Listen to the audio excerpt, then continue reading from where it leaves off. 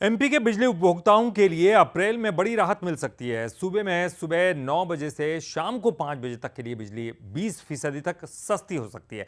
और अब बंसल न्यूज से बातचीत में डिप्टी सीएम राजेंद्र शुक्ल ने यह जानकारी दी। मैं ऐसी जगह खड़ा हूं बिंद में, जहां इन्वेस्टर समिट भी हो रही है और बड़ी उपलब्धियां, बिजली भी सस्ती देने वाले आप, और दूसरी तरफ सोलर के नए प्लांट भी। देखिए, बिजली के दर को नियामक आयोग तय करता है और नियामक आयोग जो तय करता है उसके बाद सरकार फिर ये देखती है कि यदि नियामक आयोग द्वारा तय की गई बिजली में हमें किसानों को, गरीबों को कुछ सब्सिडी देनी है, तो फिर सरकार अपने बजट में प्रोविज़न करके बिजली कंपनियों को उतनी राशि देती है और उतनी बिजली सस्ती करती है।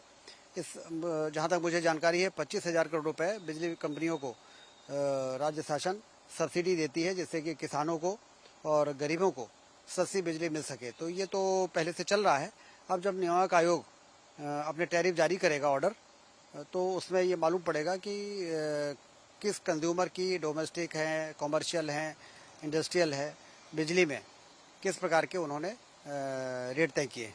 2030 तक जो सोलर प्लांट आपके 2030 मेगावाट के जो सोलर प्लांट है, क्या जैसे बिंद में आप बात कर रहे थे, बिंद में सबसे बड़ा प्रोजेक्ट दिखाई दे रहा है, क्या इन सब के कारण भी ये माने कि बिजली की टैरिफ में कमी दिखाई दी? सोलर प्लांट के रेट अब कम आने लगे हैं।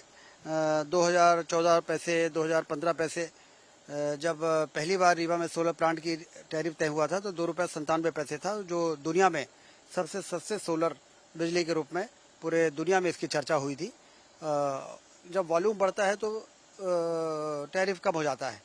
अभी 15,000 मेगावाट का सोलर पार्क नीमच, आगर और शाजापुर एरिया में बन रहा है और फ्लोटिंग सोलर प्लांट ओंकारेश्वर के रिजर्वायर में बन के तैयार होने वाला है।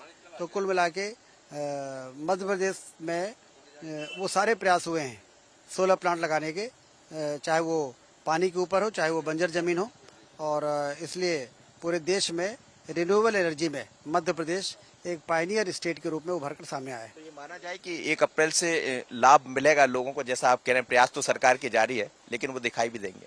1 अप्रैल से जब टैरिफ ऑर्डर जारी होगा उस समय बिजली क्या तय हुई है ये सामने आएगा।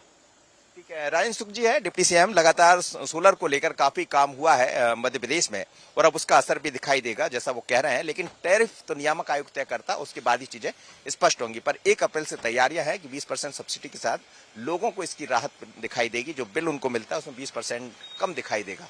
अश्विनी के साथ मनोज सैनी, बंसल न्यूज, रीवा।